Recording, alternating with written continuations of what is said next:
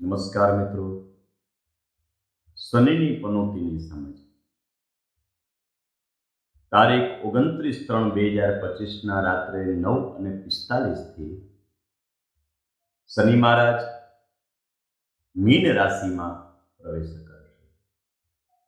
જ્યારે શનિ મહારાજ મીન રાશિમાં પ્રવેશ કરે ત્યારે 12 રાશિઓમાં શનિ મહારાજ કેવું ફળ આપશે, ત્યારબાદ જે વ્યક્તિની રાશિ મુજબ શનિની પનોતીનો જે સમય ચાલુ હતો એમાં કઈ રાશિનો વ્યક્તિ છે પનોતીમાંથી મુક્ત થશે, કઈ રાશિનો વ્યક્તિ જે છે એને પનોતીનો પ્રારંભ થશે, તો એમના માટે થઈ આજના દિવસે આ શનિની પનોતીનો સમજ માટેનો આ વિડીયો હું આપની સામે રજૂ કરું છું.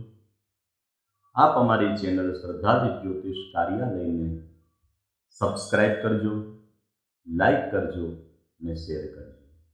તો આવો જાણીએ શનિ મહારાજનું રાશિ પરિવર્તન આપની રાશિમાં આપને કેવું ફળ આપશે.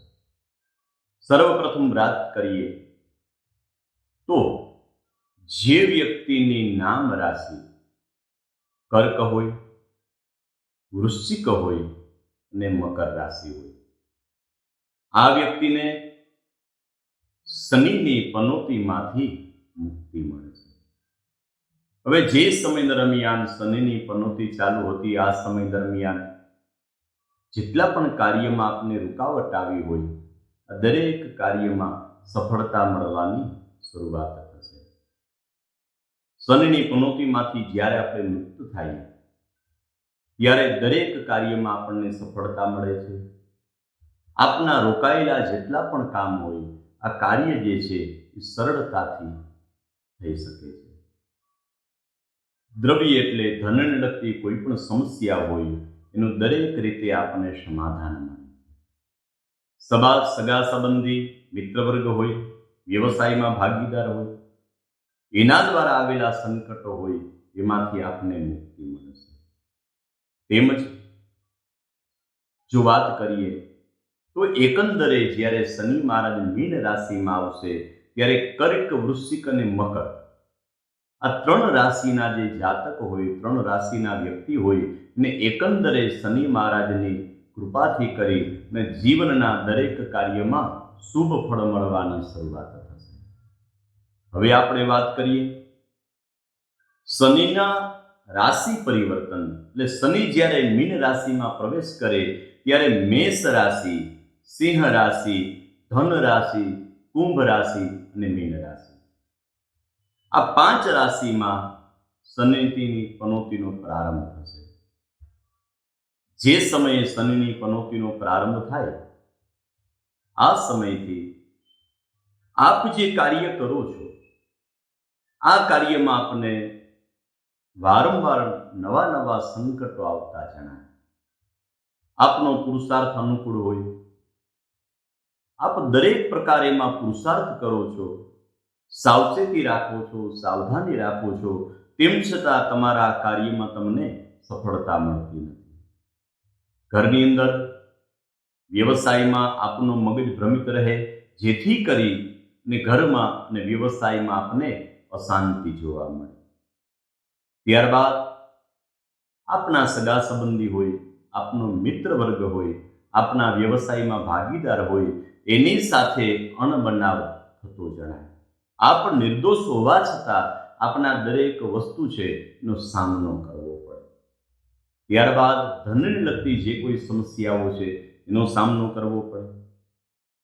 એમાં ખાસ કરી અને પૈસાનું રોકાણ કરવાનું છે, જેમાં આપ કોઈ ઇન્વેસ્ટમેન્ટ કરો છો અથવા કોઈ વ્યક્તિની સાથે તમે પૈસાની લેતી દેતી કરો છો, વ્યવહાર કરો છો, એની અંદર આપના જીવનમાં આપને સંકટો આવતા જણાય.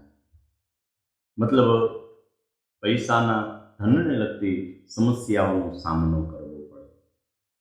જીવનમાં દરેક કાર્યમાં સંપૂર્ણ સમજણ હોવા છતાં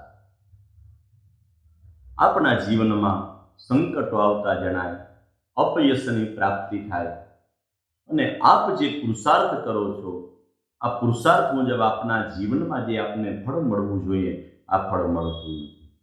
વારંવાર નવા નવા સંકટોનો સામનો કરવો પડે છે અને વારંવાર નવી નવી સમસ્યાઓ છે એ આપણા જીવનમાં ઉદ્ભવ થયા કરે છે.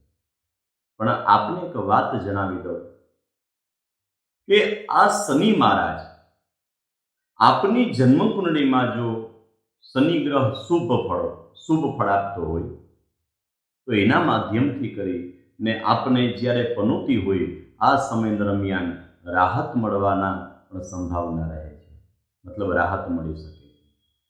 આવું જાણીએ, શનિ મહારાજ રાશિ પરિવર્તન કરે આપણા જીવનમાં, આપની નામ રાશિમાં જ્યારે પનોતીની શરૂઆત થાય ને આપણા જીવનમાં આવા સંકટો આવે ત્યારે આવા સંકટોમાંથી મુક્ત થવા માટે થઈ આપણે શું કરવું જોઈએ?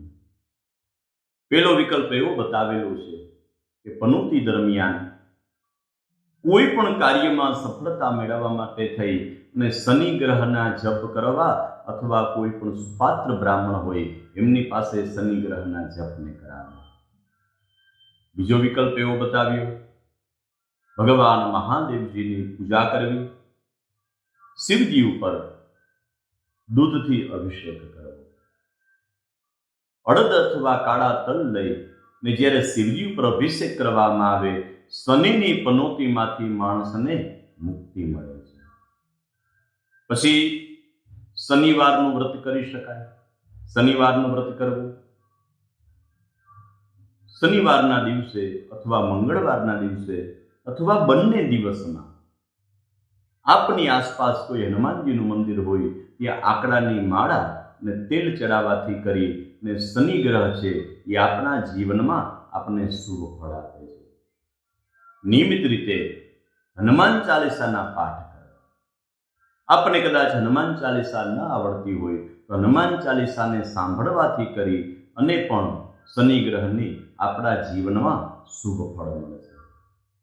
ત્યારબાદ જે દિવસે આપણે શનિવારનું વ્રત કરીએ છીએ તો અઠવાડિયામાં એક વખત કોઈ ગરીબ માણસો હોય ને કાળી વસ્તુનું દાન કરવું, કાળા વસ્ત્રનું દાન કરવું, અથવા જેને જીવનમાં જે કોઈ તકલીફો હોય, કોઈ ગરીબ માણસ છે ને કોઈ પણ સમસ્યા હોય એમાં બને ત્યાં સુધી દાનના માધ્યમથી સહભાગી બનવું. આ પ્રમાણે જ્યારે આપ કર્મ કરો છો એટલે શનિ ગ્રહ છે એ આપણા જીવનમાં શુભ ફળ આપનાર બનશે. માટે શનિની પનોતીથી કોઈ ડરવાની જરૂરિયાત નથી. ને ખાસ કરીને આપને જણાવી દઉં કે જ્યારે આપ કોઈ પણ શુભ કર્મ કરો છો, શનિ ગ્રહ કર્મ ફલદાતા છે. શુભ કર્મ કરવાથી કરી, સારું કાર્ય કરવાથી કરી ને શનિ મહારાજ પ્રસન્ન થશે. આપના કાર્યમાં આવનારા દરેક પ્રકારના સંકટોમાંથી આપને મુક્તિ મળશે.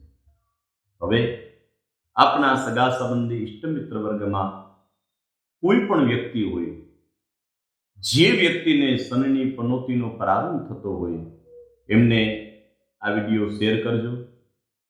શુભ કર્મ કરવાથી કરી, દાન કરવાથી કરી, સદકાર્ય કરવાથી કરી ને સરળ ઉપાય બતાવેલો છે. હનુમાનજી મહારાજની પૂજા કરવી, હનુમાન ચાલીસાના પાઠ કરવા, આ દરેક કર્મ કરવાથી કરી આપને શનિની પનોતીનું શુભ ફળ પ્રાપ્ત થશે અને આ શનિ ગ્રહની કૃપાથી કરી આપના મનના દરેક સંકલ્પ પરિપૂર્ણ થશે. માટે આપ અમારી આ ચેનલ છે શ્રદ્ધા જ્યોતિષ કાર્યાલય, આ યુટ્યુબ ચેનલ છે, એના માધ્યમથી કરી મેં દરેક ગ્રહ વિશેના સરળ ઉપાયો બતાવીએ છીએ. માટે આપ અમારી ચેનલને સબસ્ક્રાઈબ કરજો, લાઈક કરજો, સગા સંબંધી ઇષ્ટમિત્ર વર્ગમાં અવશ્ય શેર કરજો. નમસ્કાર.